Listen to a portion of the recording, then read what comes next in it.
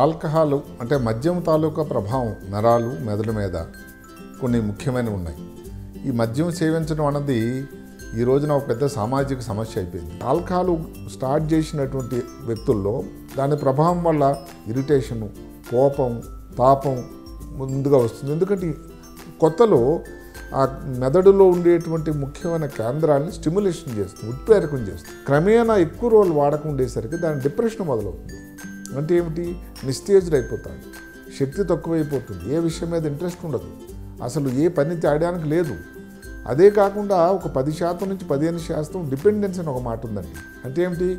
తెల్లవారేసరికి ఈ ద్రవ పదార్థం కానీ సేవించకపోతే ఆ వ్యక్తి తన పని తను నిర్వహించడానికి అసలు తయారు కాలేదు. ఇది ఒక పక్క అన్నట్టయితే ఈ ఆల్కహాల్ సేవించడం వల్ల ఇండైరెక్ట్గా కొన్ని రకాల విటమిన్లు లోపిస్తాయి. ముఖ్యమైనది vitamin B1.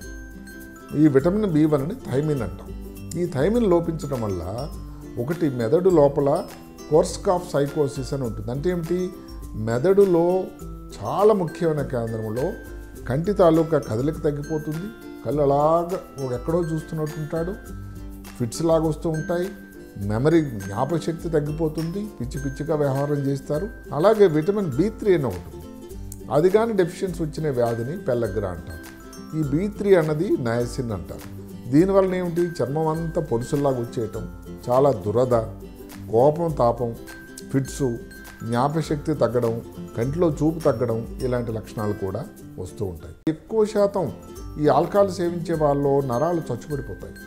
Polyneuropathy, peripheral neuropathy అంటే నరాల మీద బయట చేతుల్లోన కాళ్ళలో ఉండేటువంటి నరాల మీద విపరీతం దుష్పరిణామం వస్తుంది. ఒక రకమైన మయోపతి అంటే ఏమిటి? కండరాలన్నీ కూడా ఏమి అసలు పని చేయని పరిస్థితి. ఇంకా ఎక్కువ రోజులు కానీ మద్యం సేవించినట్టయితే డిమెన్షియా అంటే జ్ఞాపకశక్తి పూర్తి కోల్పోతుంది, మూత్రం మీద కంట్రోల్ ఉండదు, ఎక్కడికి వెళ్తున్నారో తెలియదు, నడకలో మార్పు వస్తుంది. దీనిని డిమెన్షియా అంటాం. ఇండైరెక్ట్గా మనం ఆలోచించినట్టయితే లివర్ మీద ప్రభావం వస్తుంది.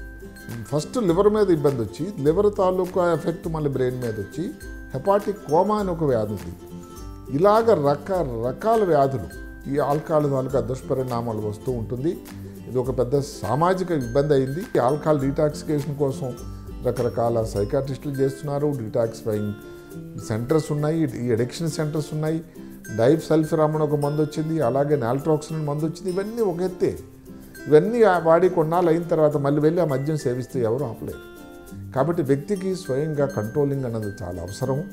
ఇలాంటి దగ్గరలో కూడా కొంతమంది అంటారు, ఏది ఈ మనసు మీద లగ్నం రావడానికి, మనసు మీద పట్టు రావడానికి, కంట్రోల్ రావడానికి ఈ యోగా కూడా ఉపయోగపడుతుందని. ముఖ్యంగా ఆల్కహాల్ సేవించకపోవడమే మంచి.